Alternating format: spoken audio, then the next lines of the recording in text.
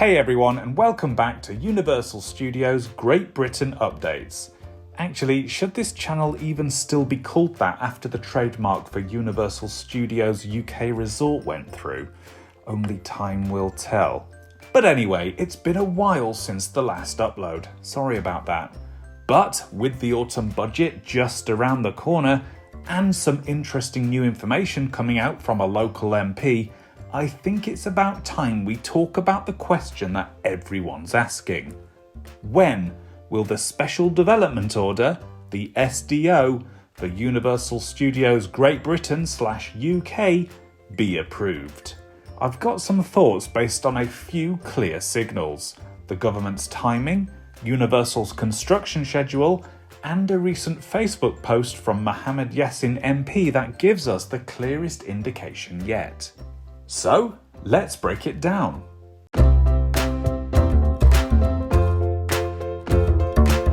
To quickly recap things, the project is requesting planning permission through the submission of an SDO, or Special Development Order, which is the legal framework that gives Universal permission to start building.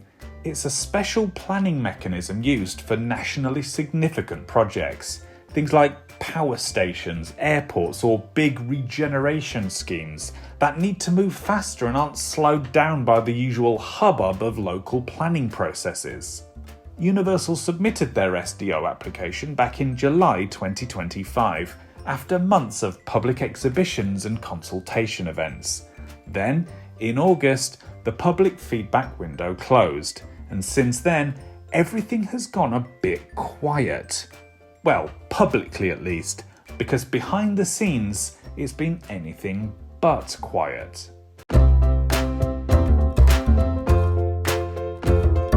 So, what's actually happening on the ground in Bedfordshire?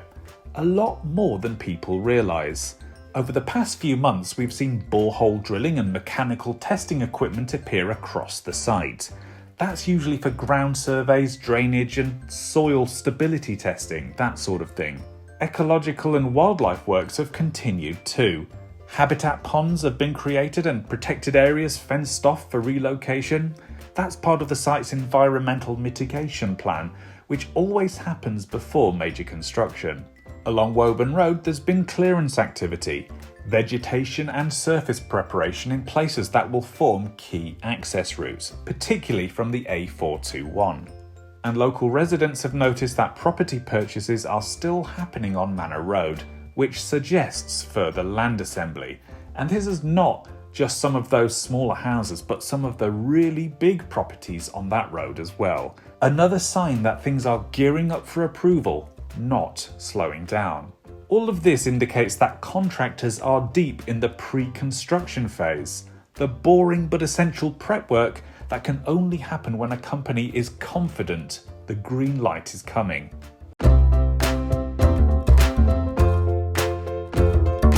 Now, here's where things get really interesting. Local MP Mohammed Yassin recently posted a Facebook update after meeting with the Universal team currently in the UK, and it's packed with not-so-subtle clues. In his Facebook post, he said, "There's still plenty happening behind the scenes. They're working through the final details needed to secure planning approval. The public consultation is closed, and there are just a few final clarifications to address before reaching the next major milestone, being granted the Special Development Order, which they say remains on track for early December." And that is the key line there, on track for early December. As part of this, in Mohammed Yassin's post, he also mentioned that nearly 30,000 people have registered interest in working at the site.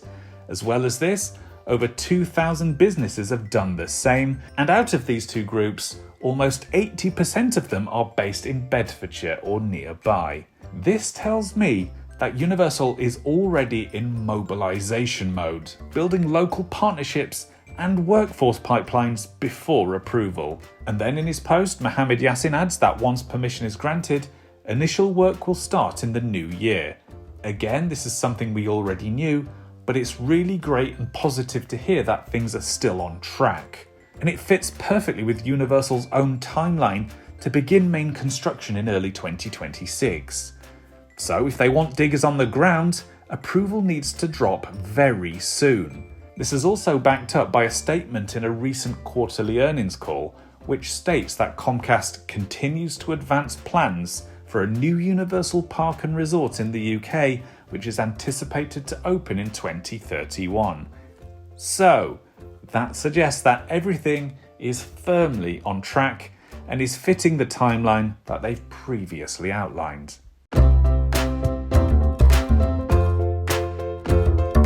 So, let's take a look at timings.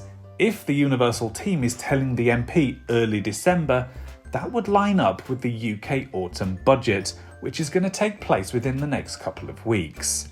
And that matters, because governments love pairing big infrastructure or investment news with fiscal announcements. It's a way to deliver good news about jobs, investment and growth when the economic headlines following the budget are sure to ruffle quite a lot of feathers. And the SDO is the kind of big, positive, high-impact story that they'd want to highlight around Budget Week. Because as they've already highlighted in the past, this is more than £50 billion in long-term economic benefits. It's tens of thousands of jobs. It's international investment from a global entertainment brand. It's an increase in tourism. That's all great news in what is likely to be a painful budget for a lot of people. And if history is any guide, other SDOs like those for energy or regeneration projects have been approved right around a similar time, right around fiscal events. It's political timing 101. Pair the technical approval with a national narrative about growth. So, here's the theory. We'll get the SDO approval within the next 4 weeks, between now and a couple of weeks after the UK's budget. Why? Well, because of the above things I said, really. But let's just quickly sum it up. The MP statement confirms that Universal is in the final clarification phase. The project timeline demands approval before Christmas to stay on track for a 2026 start.